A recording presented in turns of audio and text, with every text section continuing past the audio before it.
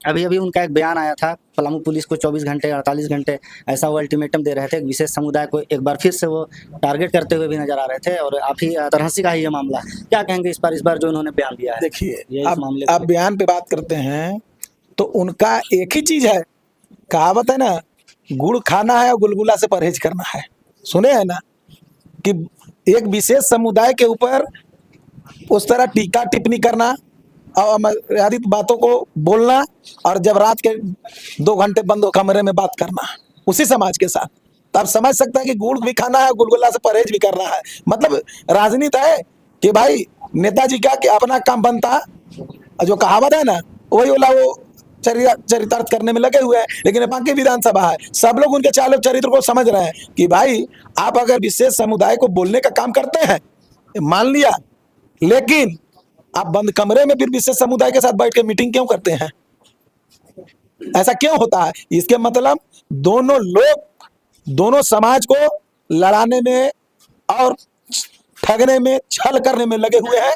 इसका यही चरितार्थ है। और हम आपको बता देना चाहते हैं कि देखिए, जो घटनाएं हैं, जो आप बोले कि अगर तरहसी का ही हुआ, हम ये कहना चाहते हैं कि जो घटना है, तो मेरा फर्ज ये बनता है किसी बच्ची के साथ अगर ऐसा घटना है तो उस घटना को हम पर्दा के अंदर ही उसको रहकर मदद करें। अब मदद करके उस बच्ची को हम उस गार्जियन को सौंप देने का काम करें। क्यों? क्योंकि अगर राजनीति हम उस बात पर करेंगे तो बच्ची का भी भविष्य है, कल उसका भी रिश्ता कहीं होगा। तो आप अपना राजनीति करने के लिए तो उसको आप पर्दा को बेनकाब करके अपना राजनीति भंजाना चाह रहे हैं आप, और उनके पीछे कुछ नहीं है। आज तो 48 घंटा और 24 घंटा सब बीत गया, क्या किए? कुछ हुआ? करनी और कथनी में आसमान और जमीन का फर्क होता है। सिर्फ कहीं पे मिल गया उनको दिख गया पत्रकार, तो बस जो वलूल जलूल बात है बोल देना, अब बोल के निकल जाना। हम ये कहना चाहते हैं सेम घटना पांकी में भी हुई है। वहां भी विशेष समुदाय के बच्ची, वहां भी एक है जो एक दलित समाज के एक लड़का के साथ अफेयर चल रहा था, वो भी अपने घर से निकल गई है। तो अब ये बताइए कि कोई तो ऐसा बात नहीं कर रहा। आज का जो समय है, आज का जो हालात है, और आने वाला आगे का जो हालात है, हम भी नहीं कर सकते हैं कि हमारे बाल बच्चे आगे क्या कर सकते हैं। आज को जो हालात और परिस्थिति समय है, हम किसी के ऊपर हम भी हंस नहीं सकते हैं। कल क्या होगा कोई नहीं जानता है। हम ये जानते हैं यहाँ पेरेंट्स अपने हिसाब से सब लोग अच्छा अपने बच्चा को शिक्षा देते हैं, लेकिन अगर इस तरह बच्चे लोग अगर गलत करते हैं तो बच्चे लोग अपने भविष्य को खुद अंधकार में डालने का काम कर रहे हैं। हम ऐसे बच्चों को मतलब ये कहना चाहते हैं, सुझाव देना चाहते हैं कि आप अपने पेरेंट्स के साथ धोखाधड़ी ना करें। आपके पेरेंट्स आपको पढ़ाने में, आपको लिखाने में, आपके मतलब बचपन से इतने बड़े करने का काम करते हैं, इतने देखभाल करने का काम करते हैं। कम से कम गार्जियन के राय में चले, पेरेंट्स का सम्मान को देखते हुए चलने का काम करना चाहिए।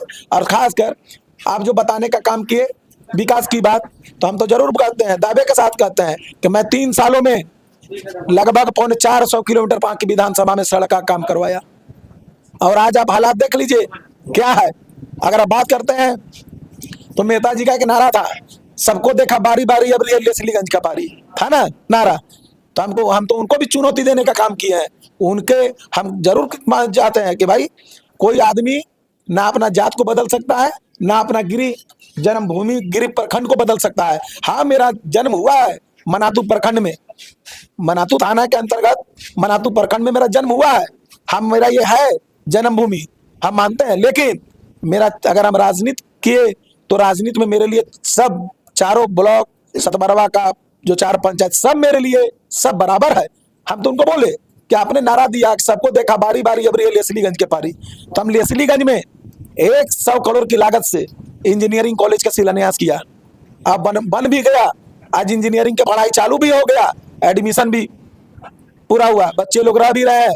और ग्राम बसौरा में एक छोटा कमरा भी गांव में अंदर घुस के मिल रहा है, तो उस कमरा का भी रेंट 1000 रुपया पे कमरा मिल रहा है। तो हम तो ऐसा काम किया। आपने क्या किया? हमने तो आपके गिरी प्रखंड में 100 करोड़ की लागत से, 1 अरब की लागत से इंजीनियरिंग कॉलेज बनवाया, चालू भी करवा दिया। और आपने उस नारा को कहां सच्चाई में तब्दील किया? अरे बिट्टू सिंह ने अगर 100 करोड़ की लागत से इंजीनियरिंग कॉलेज बनवाया, तो आप 125 करोड़ की कोई योजना दिखा दे, तब ना आप मानेंगे कि आप बहुत अपने गिरी प्रखंड के लिए काम करने का काम किए। हम अनेकों काम किए हैं। लेस्लीगंज में एक समय था कि धान रोपने का काम करते थे, धान रोपते थे रोड में, और जब ये धान 2 दिन पहले रोपते थे और 2 दिन बाद हम काम लगवा देते थे रोड में। जब बांकी डाल्टेगंज रोड का हालात था काफी जर्जर, तो उस समय हमारे पिताजी विधायक हुआ करते थे, आगे धान रोपते थे बांकी डाल्टेगंज रोड में, और तुरंत उसका मुंह तोड़ जवाब देते हुए हमारे पिताजी उस रोड को तुरंत काम लगा। आज बांकी डाल्टेगंज रोड एक इतिहास है। लोग कहते हैं, हमारे विधानसभा के लोग नहीं, दूसरे राज्य से, बिहार से भी लोग आते हैं तो कहते हैं विदेश सिंह का बनाया हुआ रोड है, आज भी लोग कहते हैं।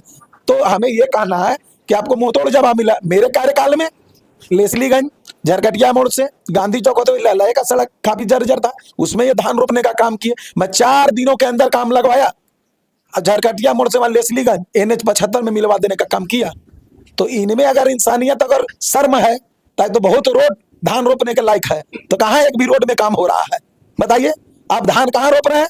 खाली अपने बाउंड्री में धान रोप रहे हैं। विधानसभा का आज के समय में एक क्षेत्र का विधायक को क्षेत्र का राजा माना जाता है।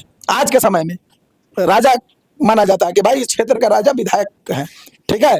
आप मुख्यमंत्री जो होते हैं वो पूरे प्रदेश का महाराजा हुए, हम एक अंदाज में बता रहे हैं।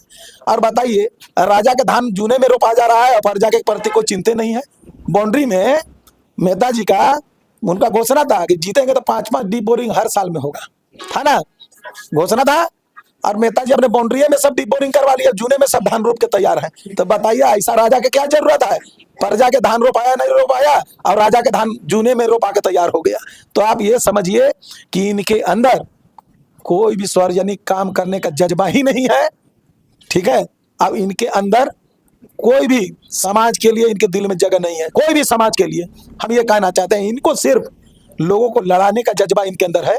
एक दूसरे समाज को एक दूसरे समाज से लड़ा दो, दलित को OBC से लड़ा दो, OBC को स्वर्ण से लड़ा दो, हिंदू को मुस्लिम से लड़ा दो, यही इनके अंदर भावना है। और उसके बाद लड़ाने के बाद जो सब में एजेंट रखे हैं, 1-2 हर समाज में लड़ाने के लिए, और फिर एजेंट के साथ बैठ के मीटिंग करते हैं कि कहाँ क्या प्रोग्रेस हुआ, कितना स्तर तक लड़ाई बढ़ा, कब वहां युद्ध छिड़ जाएगा, बताओ कहाँ कितना मसाला डाल दिए हो, कब वहां बम ब्लास्ट हो जाएगा। यही इनका साजिश है। राजनीति थोड़े ना करते हैं, ये साजिश करते हैं। हम जरूर कहेंगे कि बाकी विधानसभा में जितने भी विधायक पहले थे या आगे होंगे, लेकिन ऐसे विधायक तो राजनीति के लिए नहीं, साजिश के नाम पर ये विधायक का नाम लिया जाएगा कि साजिश करने वाला कोई विधायक था इस विधानसभा में, तो नाम आएगा कि डॉक्टर कुशवाहा शशिभूषण मेहता जी साजिश करने वाले विधायक बने थे एक बार, ये आएगा ऐसा नाम।